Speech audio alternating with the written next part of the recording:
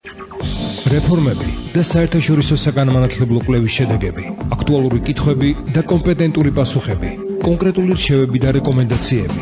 დრო გამოცდებიდან გამოცდებამდე ჩვენთან გადის. გადაცემა გამოცდებიდან გამოცდებამდე. თეიკო ანჯაფარიძესთან ერთად. გადაცემის სპონსორია აღმოსავლეთ ევროპის სასწავლო უნივერსიტეტი. თანამედროვე პრაქტიკული ცოდნა და წარმატებული კარიერა. შედეგი, რომელსაც აღმოსავლეთ ევროპის სასწავლო უნივერსიტეტი მოგიტანთ. უნივერსიტეტი გთავაზობთ თანამედროვე სასწავლო პროგრამებს, საუნივერსიტეტო სტიპენდიით სწავლას ბრიტანეთში, ავსტრიასა და ბალტიისპირეთში, სტაჟირებას. აირჩიე შენთვის სასურველი საბაკალავრო და სამაგისტრო პროგრამა სამართლის, ბიზნესის, HR-ისა და განათლების მიმართულებით. ჩააბარე აღმოსავლეთ ევროპის სასწავლო უნივერსიტეტში და მიიღე ცოდნა, რომელსაც რეალურად გამოიყენებ. დაგვიკავშირდით 577 50 53 54 www.eu.edu.g ან შემოგვიერთდით Facebook-ის გვერდზე. მოგესალმებით, ეს გადაცემა გამოცდებიდან გამოცდებამდეა, თქვენთვის სტუდიაში თეიკო ანჯაფარიძე მუშაობს. იპოვე შენი მომავალი. მოусმინე გადაცემას გამოცდებიდან გამოცდებამდე თეიკო ანჯაფარიძესთან ერთად.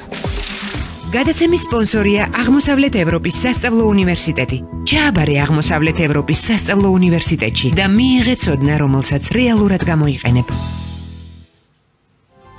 დასრულდა ერთიანი ეროვნული გამოცდები, დასრულდა ასევე აპელაციების მიღება და ახლა აბიტურიენტები უკვე ელოდებიან საბოლოო შედეგებს. ერთ-ერთი ყველაზე აქტუალური კითხვა არის, როგორ მოხდება წელს გრანტის განაწილება. ამ და კიდევ ბევრ საინტერესო თემაზე სასაუბროთ მოვიწვიოთ ჩვენი სტუმარი, შეფასებისა და გამოცდების ეროვნული ცენტრის ზოგადი უნარების ჯგუფის ხელმძღვანელი სოფო დოლიძე. მოგესალმებით, სოფო. მოგესალმებით ჩვენს აბიტურიენტებს. დიდი მადლობა, რომ კიდევ ერთხელ დაგვეთანხმე, რომ გამხდარიყავით ჩვენი გადაცემის სტუმარი. შევახსენებთ ჩვენ მსმენელებს, რომ მათ შეუძლიათ დაგვიკავშირდნენ ტელეფონის ნომერზე 2 92 11 88 ან 2 92 11 99 და მიიღონ პასუხები პირდაპირ ეთერში. სოფო, პირველი კითხვა, რომელსაც აქტიურად გვწერენ ჩვენი მსმენელები, როდის იქნება ცნობილი საბოლოო შედეგი? როგორც სწორად აღნიშნეთ, სააპელაციო განცხადების მიღება დასრულდა აბიტურიენტებისთვის. ახლა უკვე იწყება სააპელაციო განცხადების განხილვის, ანუ ნაშრომების ხალხი გასწორების პროცესი და მას შემდეგ, რაც ეს პროცესი დასრულდება, გვექნება საბოლოო შედეგები. დაახლოებით ეს იქნება 20-ის შემდეგ, ზუსტი რიცხვი ჩვენს ვებგვერდზე გამოქვეყნდება. სოფო, ერთ-ერთი მთავარი სიახლე, რომ შევეხოთ ჯერ კონკრეტულად თქვენ საგანს და მერე უკვე გადავიდეთ დაფინანსებაზე. შეეხო ზუსტად თქვენ საგანს, ზოგადი უნარებს. როგორ შეაფასებდით წლევანდელ გამოცდას? როგორი არის სტატისტიკური ანალიზი? არის უკეთესი შედეგი, ვიდრე ელოდით? გაუარესებული არის შედეგი თუ აი ამის შესახებ რომ გვესაუბროთ? სიამოვნებით, ჩვენ შემთხვევაში სიახლეის გახდათ, რომ მინიმალური კომპეტენციის ზღვარი გაიზარდა, 21 ქულიდან 24 ქულა გახდა და თანაც ქონდა მეორე სიახლე არა მხოლოდ ზოგად უნარებში, არამედ ყველა საგამოცდო საგანში, ეს გახლავთ მინიმალური კომპეტენციის ზღვრის გაიგივებული ქულით გადალახვის პრინციპზე გადასვლა. ვფიქრობთ, რომ ორივე სიახლე პრინციპში გაამართლა. პირველი სიახლე მიზნად ისახავდა შეფასების სიზუსტის გაზრდას, როდესაც აბიტურიენტების უნარების შეფასებაზე საუბრობთ, ამ შემთხვევაში ჩვენ ტესტში მხოლოდ არჩევით პასუხიანი დავალებები გვაქვს და დიდი ალბათობა, რომ ადამიანმა შემთხვევით დავალებების წაუკითხავად გადალახოს მინიმალური კომპეტენციის ზღვარი. ამ ალბათობა იყო უბრალოდ ძალიან დიდი და ახლა შემცირდა ეს ალბათობა, რაც ალბათ სწორიც ამართლიანია, სწორედ იმ აბიტურიენტების მიმართ, ვინც თავისი უნარების წყალობით ცდილობს გადალახოს ბარიერი და ცდილობს მიიღოს კონკურსში მონაწილეობა როგორც ჩასარიცხ, ასევე საგრანტო კონკურსს ვგულისხმობ. ამ მიზანს ემსახურებოდა მეორე სიახლეც, მეხუთე სავარაუდო პასუხების დამატება ვერბალური ნაწილის ზოგიერთ დავალებაზე, ეს გახლდათ ანალოგიები და ლოგიკა. ვფიქრობთ, რომ ორივე სიახლემ ძალიან კარგად იმუშავა, წელს გქონდა პრინციპში ყველაზე მარტივი ტესტები, რაც კი ამ ბოლო წლებში გქონია, შეიძლება 2005 და 6 წლის ტესტებს შევადაროთ საშუალო მაჩვენებლების მიხედვით. ჩვენს ვებგვერდზე დევს სტატისტიკური ანალიზი ზოგადი უნარების გამოცდისა და საერთო საშუალო, ასე ვთქვათ, ყველა ტესტის არის დაახლოებით 50, ეს არის თეორიულ საშუალოს ემთხვევა ისეთი სირთულე. წარმატებით იმუშავეს აბიტურიენტებმა როგორც ანალოგიებზე, ასევე ლოგიკის დავალებებზე. ეს ბლოკები მარტივი აღმოჩნდა მათთვის, 53-მდეც კი ადის არის ზოგიერთი ბლოკის სირთულე მარტივისკენ არის უფრო გადახრილი.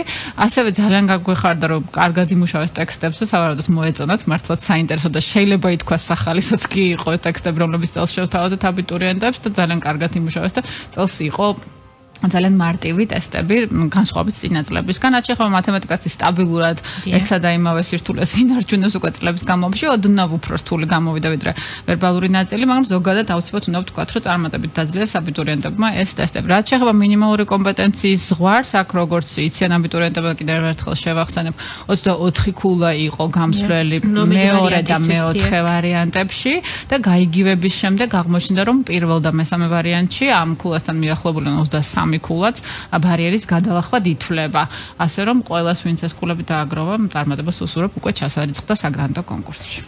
სოფო, თქვენ აქ ისაუბრეთ სიახლეებზე, მეხუთე სავარაუდო პასუხის დამატებას, უბრალოდ მიმახსოვს ჩვენი ერთ-ერთი გადაცემა, სადაც აქტიურად განიხილებოდა ეს თემა და მაშინ აბიტურიენტები აცხადებდნენ, შიშობდნენ, მათთვის შესაძლოა დრო არ ყოფილიყო საკმარისი. არსებობდა ასეთი ვარაუდი, დროს გახანძრება არ მოხდარა, საგამოსთო დროს გულისხმობ, მაგრამ საკმარისი იყო თუ არა ეს დრო მათთვის დავალებების შესასრულებლად. როგორც საშუალო მაჩვენებლები გვეუბნება, როგორც სტატისტიკა გვეუბნება, რადგანაც ეს ბლოკები, როგორც ლოგიკა, ასევე ანალოგები, განსაკუთრებით ანალოგიები, მარტივი აღმოჩნდა, შეიძლება დავარქვათ მარტივიც კი, იმიტომ რომ 50-ზე მაღალი აქვს სირთულე, 53, 54 სხვა ვარიანტში, სხვა ბლოკს ანალოგიებისას. ესე იგი ძალიან კარგად იმუშავა ამ სიახლემ და დროც საკმარისი ჰქონდათ, იმიტომ რომ საერთო ჯამში იქნებოდა მაშინ საშუალო უფრო დაბალი ვიდრე იყო წინა წლებში. თუ კი დრო არ ეყოფოდათ და დავალებებს ვერ შეასრულებდნენ წარმატებით აბიტურიენტები და როგორც ჩანს, პირიქით ძალიან კარგად და წარმატებით იმუშავეს. სოფო, გათანაბრებაზე რომ გვის რა ორიოდე სიტყვა, კიდევ ერთხელ რომ აუხსნათ აბიტურიენტებს, რაში მდგომარეობს გათანაბრების, რას გულისხმობს გათანაბრების მექანიზმი? გათანაბრების მექანიზმი გულისხმობს შემდეგს. ეს პრინციპი არის საკმაოდ მარტივი. ჩვენ ვცდილობთ მაქსიმალურად თანაბარ პირობებში გვყავდეს ყველა აბიტურიენტი, რომელიც მონაწილეობას იღებს ერთიან ეროვნულ გამოცდებზე, ყველა საგანსახება, სადაც რამდენიმე საგამოცდო ვარიანტი გვაქვს, არა მხოლოდ ერთი. შესაბამისად ეს არის ქართული ენა და ლიტერატურა, ეს არის ზოგადი უნარები, ეს არის ინგლისური მოცხოენებიდან, არის თქო ისტორია, სადაც ორი ვარიანტია და ასე შემდეგ. თეორიულად შეუძლებელია რომ ადამიანებმა გამოცდების ცენტრს გულისხმობს შექმნან ზუსტად ერთი და იმავე სირთულის ტესტები, იმიტომ რომ ტესტის სირთულე დგინდება იმ პოპულაციის მიხედვით, რომელიც მოდის გამოცდაზე, რომელიც ასრულებს კონკრეტულად ტესტს. შეუძლებელია რომ 8000 ადამიანმა ჯგუფმა ადამიანებს 800 ადამიანმა ზუსტად ერთნაირად შეასრულონ ტესტის ყველა დავალება და ზუსტად ერთნაირი სირთულე ჰქონდეს ყველა ტესტს, ყველა ვარიანტს ტესტისას, ხო? ამიტომ ხდება აუცილებელი ეს მინიმალური განსხვავებების ელიმინირება, ასე ვთქვათ, აღმოფხვრა, იმისათვის რომ ყველა აბიტურიენტს ჰქონდეს საშუალება თანაბარ კონკურსში მიიღოს მონაწილეობა. არ მოხდეს ის, რომ ვიღაცას უფრო რთული ტესტი, პირობითად რთული ტესტი შეხვდა, ვიღაცას უფრო მარტივი და ეს განსხვავება იყოს აღმოფხვრული. ამისთვის მიმართავთ გაიგივების პროცესს. ეს რას ნიშნავს?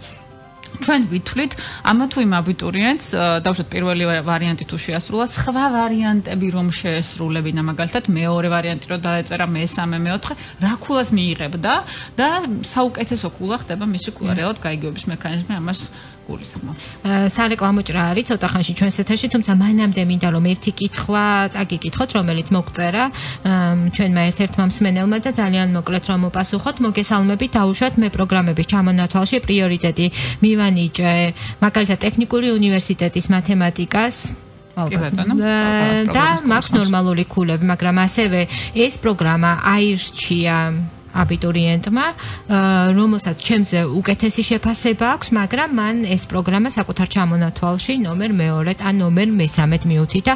როგორ მოხდება ამ შემთხვევაში აბიტურიენტის შერჩევა? მოკლედ თუ გვინდა პასუხის გაცემა, პასუხი ის არის, რომ აბიტურიენტები შეირჩევიან ამა თუ ფაკულტეტისთვის მხოლოდ მათი ქულების საფუძველზე. არ აქვს მნიშვნელობა რიგით, რომელი არის ეს ფაკულტეტი ჩვენს მიერ მითითებული, მთავარია როგორია ჩვენი ქულები, რა შეფასება გვაქვს ამ კონკრეტული ფაკულტეტისთვის, ვისაც აქვს უფრო მაღალი შეფასება სხვადასხვა საგამოცდო საგანში ამ კონკრეტული ფაკულტეტისთვის იმას ექნება პრიორიტეტი და ის ჩაირიცხება. ანუ ეგრეთ წოდებული რეიტინგული სია არის აბიტურიენტის სურვილების და შესაძლებლობების ჩამონათვალი. კი ბატონო.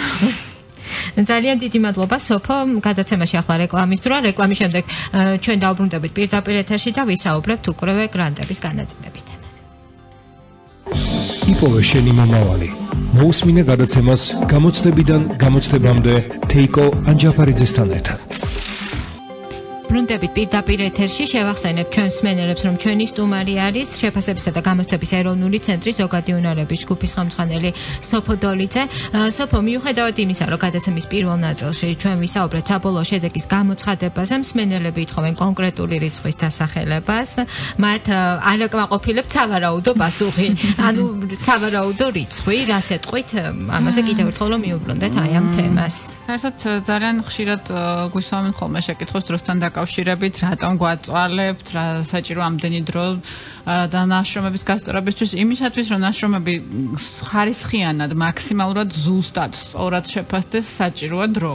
ეს არის ძალიან მნიშვნელოვანი, რაც უნდა გაიგონ ჩვენმა აბიტურიენტებმა. ჩვენ არავითარი ინტერესი არ გვაქვს, რომ საიდუმლოდ შევინახოთ შედეგები, არავითარი განზრახვა არ გვაქვს დრო გავწელოთ.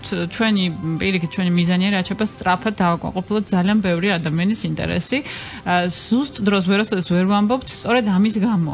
როდესაც ჩვენ გვაქვს მაგალითად ახლა 350 თუ 360 აპელაციო განაცხადი ქართულ ენასა და ლიტერატურაში, ვთქვათ, დაახლოებით ამდენივე ინგლისურ ენაში და ასე შემდეგ. ჩვენი განაცხადი არის შემოსული. ისეთ რა, მაგალითად ქართულში 365-ია და ესე მახსოვს რიცხვი სამწუხაროდ ხარ მინდა რომ შეცდომაში შევიყვანო ჩვენი აბიტურიენტები, მაგრამ დაახლოებით ესეთი რიცხვი არის ინგლისურში 350 თუ არ ვწდები, მაგრამ ჩვენ ზუსტად არ ვიცით რამდენი დავალება არის გაპროტესტებული თითოეულ აპელაციო განაცხადში. შეიძლება მთელი ნაშრომია გაპროტესტებული, შეიძლება არა, შეიძლება მხოლოდ თხზულება, შეიძლება ერთი თხზულება, შეიძლება ფუნქციური წერაც და ასე შემდეგ და ასე შემდეგ. ანუ რეალურად ჩვენ ზუსტად ძალიან გვიჭირს იმის პროგნოზირება, რომ ამ და ამ რიცხვში დასრულდება ნაშრომების შეფასების პროცესი. ეს ყველაფერი დამოკიდებულია როგორ წავა გასწორების პროცესი. თქვენ იცით, რომ ძალიან ყურადღებით გვინდა მოეკიდონ სააპელაციო კომისიის წევრები, ისინი მაქსიმალურად მობილიზებულები არიან ამისთვის, რომ გასწორდეს ნაშრომები მაქსიმალურად ობიექტურად, სწორედ იმ კრიტერიუმების დაცვით, რომლებიც მოცემულია შეფასების სქემაში,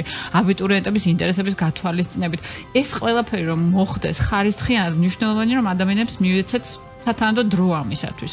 როგორც კი გვექნება ნაშრომების შეფასება, იმ წუთას ვაქვეყნებთ ყველაფერს. ამის მაგალითი იყო მაგალითად ზოგადი უნარების შედეგების გამოქვეყნება, რაც ერთ-ერთ წინა გადაცემაში უფრო გვიან პერიოდი დავასახელეთ და უფრო ადრე გამოქვეყნდა კიდეც ნაშრომები. ჩვენ არავითარი ინტერესი არ გვაქვს, რომ ეს გავწელოთ ეს პროცესი. პირიქით, ჩვენთვისაც ბევრად უფრო ადვილია, მეტყვი ნაკლებ გულის წრომას ვიმსახურებთ, ნაკლებ საყვედურს ვიღებთ აბიტურიენტებისგან, ნამდვილად ჩვენს გვერდში. სააპელაციო კომისიამ უკვე დაიწყო მუშაობა ნაშრომების გასწორებაზე. მუშაობა იწყებენ დღეს, როგორც ვიცი, მუშაობა სხვა სააპელაციო კომისია მუშაობს და ძალიან ბევრი ყველა საგნობრივ ჯგუფში მუშაობს სააპელაციო კომისია. არის ცხადია აპელაციები ყველა იმ საგანში, რომელიც ღია დავალებებს გულისხმობს და თქვენ წარმოიდგინეთ, არის საკმაოდ ბევრი კი არა, მე მგონი ყველაზე ბევრი სააპელაციო განაცხადი ზოგადი უნარების გამოცდისთვის. ჩვენ არაერთხელ ვუთხარით ჩვენს აბიტურიენტებს, რომ ეს პრაქტიკულად ტექნიკურ აპელაციას გულისხმობს. კიდევ ერთხელ მოხდება სკანერით შეფასება იმ ნაშრომებისა, რომლებიც გაპროტესტდა, თუმცა ძალიან ბევრი წლის განმავლობაში, შეგვიძლია ვთქვათ, რომ 10 წლის განმავლობაში არასოდეს სკანერს არ შეშლია ბრჭყალებში. მხოლოდ 2006 წელს თუ არ ვცდები, გქონდა შემთხვევა, როდესაც სკანერი, რა თქმა უნდა, იმ შემთხვევაში არ შემცდა, უბრალოდ არ გავასწორეთ ნაშრომი იმის გამო, რომ სტანდარტული ფრაზა, რომელსაც ყველა აბიტურიენტი წერს ხელწერის დასაფიქსირებლად, ეს სტანდარტული ფრაზა არ იყო მოცემული პასუხების ფურცელზე. სწორედ ამის გამო არ გასწორდა ეს ნამუშევარი. შემდეგ სააპელაციო კომისიამ აბიტურიენტის სასარგებლოდ გადაწყვიტა, ასე ვთქვათ, საქმე და გასწორდა ნამუშევარი საბოლოო ჯამში. თუმცა სკანერს ისე ვამბობ, არასოდეს წლების განმავლობაში არ შეშლია და ძალიან ის არის საინტერესო არის ის, რომ არის ამდენი განაცხადი, მიუხედავად იმისა, რომ ჩვენ ბევრჯერ გავაფრთხილეთ აბიტურიენტები, რომ ესე ხდება. თან აბიტურიენტებს თვითონაც შეეძლოთ ამ ყველაფრის გადამოწმება.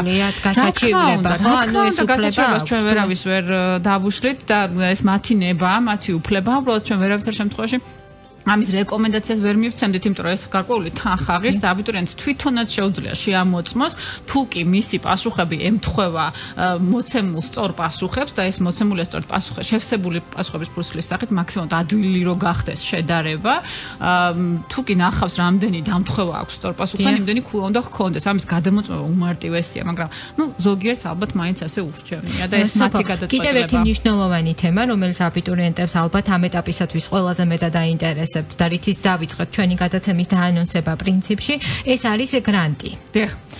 ცვლილება შევიდა 2014 წელს, გრანტის განაწილების პრინციპი შეიცვალა, რომ აუხსნათ ჩვენს მსმენელებს რა თანხა არის გამოყოფილი, როგორ მოხდება გრანტის განაწილება და შემდეგ მინდა რამდენიმე კითხვა დაკისვათ, რომელიც ჩვენმა მსმენელებმა მოგწერეს Facebook-ის გვერდზე. კი ბატონო, თავდაპირველად თავისთავად გრანტის განაწილების პრინციპზე ვისაუბრებ, როგორც იციან აბიტურიენტებმა აქამდე გრანტი ნაწილდებოდა არჩევით საგნებზე აბიტურიენტთა განაცხადების პროპორციულად. ახლა ეს პრინციპი შეცვლილია. ჩვენ გვაქვს 8 არჩევითი საგანი, ამას შესაძლებლობა მოგვცა რომ გაგვეყო ეს საგნები ორ ჯგუფად, პირობითად ჰუმანიტარული და პირობითად ტექნიკური საგნების ჯგუფად. თითოეულ ჯგუფში არის 4 საგანი, ან 9,165,000, რომელიც გამოყოფილია დაფინანსებაზე, არ გულისხმობს სოციალურ გრანტებს. გამოყოფილია დაფინანსებაზე იყოფა ორ ნაწილად. თითოეულ ნაწილს, როგორც ხვდებით, 4,600,000-მდე ხდება დაახლოებით და ეს თანხა უკვე ნაწილდება თითოეულ ჯგუფში არსებულ საგანზე, 4 საგანზე. ამ თანხის თითო პროცენტი შეხვდება თითოეულ საგანს და შემდეგ დანარჩენი 96% ამ თანხის, ანუ 4,600,000-ისა დაახლოებით, განაწილდება უკვე არა აბიტურიენტთა განაცხადების პროპორციულად, არამედ უმაღლესი სასწავლებლების მიერ ამ არჩევითი საგნის გამოცხადებული ადგილების პროპორციულად, ხო? თუკი ამ განაწილებას გავითვალისწინებთ, ვფიქრობთ, რომ შედარებით უფრო დაბალანსებული გახდება დაფინანსება. ჩვენ გქონდა ერთგვარი დისბალანსი, თქვა ძალიან ბევრი აბიტურიენტი ირჩევდა ერთ კონკრეტულ საგამოცდო საგანს, ეს იყო გეოგრაფია და ძალიან დიდი თანხა მიდიოდა გეოგრაფიაზე. თუმცა გეოგრაფიაში ყველაზე მეტმა აბიტურიენტმა აირჩია და როგორ მოხდება? იცით რა, გეოგრაფია აირჩია ყველაფერმა აბიტურიენტმა, თუმცა თუკი ჩვენ გვინდა რომ შედარებით დაბალანსებული სისტემა გქონდეს საგნებს შორის და არ იყოს ერთგვარი დისპროპორცია, რომ ძალიან დიდი თანხა წავიდეს გარკვეულ საგანში, მე ნაწილი აბიტურიენტებისა სამწუხაროდ მინიმალური კომპეტენციის ბარიერს ვერ გადალახავს და აღმოჩნდება, რომ გრანტს იღებს ძალიან დაბალი ქულითაც კი აბიტურიენტი. აი ეს რო არ მოხდეს და სამაგიეროდ შედარებით მაღალი ქულით, თქვა სხვა საგნებში არ დაჭრენ აბიტურიენტები გრანტის გარეშე, თუ გვინდა რომ სისტემა ცოტა უფრო დაბალანსებული იყოს, ამისათვის ალბათ მიზანშეწონილი იყო ამ ახალ პრინციპზე გადასვლა. ეს პრინციპი ახლა მაგალითად გულისხმობს, რომ მათემატიკის ჩამბარებლებისთვის დაფინანსების მოპოვება უფრო ადვილი იქნება ვიდრე შარშან იყო მაგალითად. აი მათემატიკასთან დაკავშირებით არის კითხვა, წაჩაგიკითხავთ ამ კითხვას და მე ეს განვაცხოთ ჩვენი საუბარი. ისევ მათემატიკაზე წელს უფრო მეტი თანხა არის გამოყოფილი ვიდრე შარშან, ეს ალბათ იმოქმედებს საგრანტო ქულების დაწევაზე. და სიტყვაზე ვინც შარშან მათემატიკით აიღებდა 50%-იან გრანტს, წელს აქვს 70%-იანი გრანტის აღების შანსი და თუ იქნება ასეთი დიდი განსხვავება. სწორედ ეს არის გამოხმარება იმაზე, რასაც ახლა ვამბობდი, მათემატიკაში შარშან და შარშან წინ საკმაოდ რთული იყო, ძალიან მაღალი ქულა უნდა გქონოდა, რომ გრანტი მოგეპოვებინა საერთოდ და მით უმეტეს 100%-იან დაფინანსებაზე 70%-იან ლაპარაკი არის, ძალიან მაღალი ქულები იყო ამისათვის საჭირო, რთული იყო მათემატიკით გრანტის მოპოვება. ეს არ არის მთლად სამართლიანი, იმიტომ რომ მათემატიკა არის ძალიან მნიშვნელოვანი საგანი, არსებითი ბევრი ფაკულტეტისთვის და არ არის ადვილი მისი სწავლა და იმ ბავშვების ძალისხმევა, რომელმაც ჩააბარეს მათემატიკა და წარმატებით ჩააბარეს, უნდა დაფასდეს აუცილებლად. ამით გამო ახალი პრინციპით გამოდის მათემატიკა ძალიან ბევრ ფაკულტეტს აქვს დასახელებული არჩევით საგნით, ამიტომ საკმაოდ დიდი თანხა პრინციპში ალბათ ყველაზე მეტი თანხა წავა ახლა მათემატიკის მიმართულებით და შესაბამისად შეიძლება ჰქონდეთ იმედი იმ ადამიანებს, რომლებიც შარშან ალბათ ვერ მოიპოვებდნენ გრანტს, ან მოიპოვებდნენ 50%-ს, რომ წელს ნამდვილად გაიუმჯობესებენ მდგომარეობას. რაც შეეხება უფასო მიმართულებებს, 2014 წელს იმ მიმართულებების რაოდენობა გაიზარდა. განსაკუთრებით აგრარული და პედაგოგიური განათლების მიმართულებები თუ არ ვწდები, აი რა არჩევანი აქვთ ამ მხრივ აბიტურიენტებს და როგორ მოხდება მათი დაფინანსება, ვინც მოხდება ამ მიმართულებებს რაც შეეხება გვაქვს აგრარული მეცნიერებების განათლების, ინჟინერიის, საბუნებისმეტყველო მეცნიერებების, სოციალური მეცნიერებების, ჰუმანიტარულისა და მიმართულებათა შორის დარგების, ასე ვთქვათ, მიმართულებები. თითოეულ მიმართულებაზე რომელ უმაღლეს სასწავლებელში რომელი პროგრამა დაფინანსდება, ამის შესახებ დეტალური ინფორმაცია მოცემულია ჩვენს ვებგვერდზე და რაც შეეხება პრინციპის გახლავთ, რომ ვინც ამ პროგრამაზე აღმოჩნდება ჩარიცხული, ის ისწავლის უფასოდ, ის ავტომატურად დაფინანსდება 100%-იანი გრანტით. ეს ვფიქრობ ძალიან სერიოზული ხელშეწყობა იმ ადამიანებისთვის, რომ თუ ჩაირიცხება. რა თქმა უნდა, ჩარიცხვა არის აუცილებელი. იმ შემთხვევაში თუ ჩაირიცხება და არა, საერთოდ ეს ყოველთვის მნიშვნელოვანია ჩვენ და ჩავირიცხოთ ამა თუ იმ ფაკულტეტზე, რომ იქ სწავლის გრანტი მოვიპოვოთ. აბა თუ არ ჩავირიცხეთ, რისთვის ვიპოვოთ ამ გრანტს? მხოლოდ ჩარიცხვა არის აუცილებელი. ძალიან მნიშვნელოვანია, რომ ვიყოთ ჩარიცხვა კონტექსტში. და სოფო სამაგისტრო პროგრამებთან დაკავშირებით არის კითხვა შემოსული როგორ ნაწილდება საგრანტო თანხები მაგისტრებს შორის და რატომ ჭირდება გრანტირებულ მაგისტრთა დადგენას ნოემბრამდე ლოდინი, როდესაც სექტემბერში უკვე უნივერსიტეტებში თანხა უნდა იქნეს გადახდილი სწავლის დასაწყებად. ვეთანხმები ამ შეკითხვის ავტორს, რომ ეს ერთგვარი პრობლემური საკითხია, მაგრამ ისევ როგორც აბიტურიენტების შემთხვევაში, აქაც მნიშვნელოვანია, რომ ჩაირიცხოს ადამიანი ამა თუ იმ სამაგისტრო პროგრამაზე, რომ მოიპოვოს დაფინანსება. ადამიანი ვერ მოიპოვებს დაფინანსებას, თუ კი ის ჩარიცხული არ არის. ჩარიცხვები სამწუხაროდ ხორციელდება საკმაოდ გვიან, იმიტომ რომ გარდა საერთო სამაგისტრო გამოცდისა, ადამიანებს ჩასაბარებელი აქვთ იმ ადამიანებს, რომლებსაც უნდათ მაგისტრატურის სწავლის გაგრძელება, ჩასაბარებელი აქვთ სპეციალობის გამოცდა უკვე საკუთრივ უმაღლეს სასწავლებლის ამა თუ იმ მიმართულებაზე, ამა თუ იმ ფაკულტეტზე, ამა თუ იმ სამაგისტრო პროგრამაზე, ხო? სწორედ ამის გამო, რომ ეს გამოცდები, საგნობრივი გამოცდები ბრალებში ტარდება საკმაოდ გვიან, ზოგიერთ უმაღლეს სასწავლებელში სწორედ ოქტომბერში, ჩვენ არ გვაქვს ინფორმაცია ჩარიცხული მაგისტრანტების შესახებ. როგორც კი ჩვენ გვაქვს ინფორმაცია, რომ დაკომპლექტდა ყველა სამაგისტრო პროგრამა და ესა და ეს მაგისტრანტები არიან ჩარიცხულნი, ჩვენ უკვე ავტომატურად შეგვიძლია გავანაწილოთ. ძალიან მოკლედ როგორ პასუხობთ, იმ დროს ჩვენი დრო სამწუხაროდ და სახელმწიფო პროგრამების არის 2 მილიონი და როგორც იცით, აქ არის 11 სხვა მიმართულება სამაგისტრო პროგრამებისა, დაყოფილია ეს პროგრამები 11 მიმართულებად და მათგან პრიორიტეტული არის წელს მაგალითად მათემატიკა, ინფორმატიკა და ფიზიკა, არის ასევე სოციალური მეცნიერებები, არის საბუნებისმეტყველო მეცნიერებები, როგორც ყოველთვის პრიორიტეტული, ჩვენ ძალიან ვცდილობთ, რომ რაღაცნაირად წინ წამოიწიოს ამ მიმართულებით ჩვენმა კომპეტენციამ, საინჟინრო მიმართულება არის პრიორიტეტული და იმედი გვაქვს, რომ მაგისტრანტები, რომლებმაც მაღალი ქულები მოიპოვეს და ამ მიმართულებაზე ჩაირიცხებენ, დაფინანსდებიან. და უშუალოდ თქვენ საკაც რაც შეეხება, უნდა ველოდოთ თუ არა მომავალ წელს სიახლეს. ჯერ ძალიან ადრეა საუბარი, მაგრამ მაინც რომ შევემზადოთ. მაგრამ ან თუ კარგად გავაანალიზებთ გამოცდების პროცესს, პრინციპში ჯერჯერობით ყველაფერმა კარგად იმუშავა. უბრალოდ ყოველთვის მზად ვართ გაუმჯობესებისკენ, თუ კი აღმოვაჩენთ აი საბოლოოდ და ყველაფერი რომ დასრულდება ანალიზის შედეგად, რომ რაღაც კიდევ საჭიროებს გაუმჯობესებას, ჩვენ აუცილებლად მზად ვიქნებით, რომ გავაუმჯობესოთ. ძალიან დიდი მადლობა სოფო, რომ მთელი წლის განმავლობაში ავი ჩვენი აქტიური სტუმარი და გვაცდიდი ყოველთვის ჩვენთვის საინტერესო და მნიშვნელოვანი ინფორმაციას. დიდი მადლობა ჩვენს მენას, ვემშვიდობები მომავალ სამშაბათამდე. შევახსენებ, რომ ეს იყო გადაცემა გამოცდებიდან გამოცდებამდე, თქვენთვის სტუდიაში თეიკო ანჯაფარიძე მუშაობდა. რეფორმები და საერთაშორისო საგანმანათლებლო კვლევის შედეგები, აქტუალური კითხვები და კომპეტენტური პასუხები, კონკრეტული რჩევები და რეკომენდაციები. დრო გამოცდებიდან გამოცდებამდე ჩვენთან გადის. გადაცემა გამოცდებიდან გამოცდებამდე. თეიკო ანჯაფარიძესთან ერთად. გადაცემის სპონსორია აღმოსავლეთ ევროპის სასწავლო უნივერსიტეტი. თანამედროვე პრაქტიკული ცოდნა და წარმატებული კარიერა. შედეგი, რომელსაც აღმოსავლეთ ევროპის სასწავლო უნივერსიტეტი მოგიტანთ. უნივერსიტეტი გთავაზობთ თანამედროვე სასწავლო პროგრამებს, საუნივერსიტეტო სტიპენდიით სწავლას ბრიტანეთში, ავსტრიასა და ბალტიისპირეთში, სტაჟირებას. აირჩიე შენთვის სასურველი საბაკალავრო და სამაგისტრო პროგრამა, სამართლის, ბიზნესის, HR-ისა და განათლების მიმართულებით. ჩააბარე აღმოსავლეთ ევროპის სასწავლო უნივერსიტეტში და მიიღე ცოდნა, რომელსაც რეალურად გამოიყენებ. დაგვიკავშირდით 577 50 53 54 www.eu.edu.g ან შემოგვიერთდით Facebook-ის გვერდზე.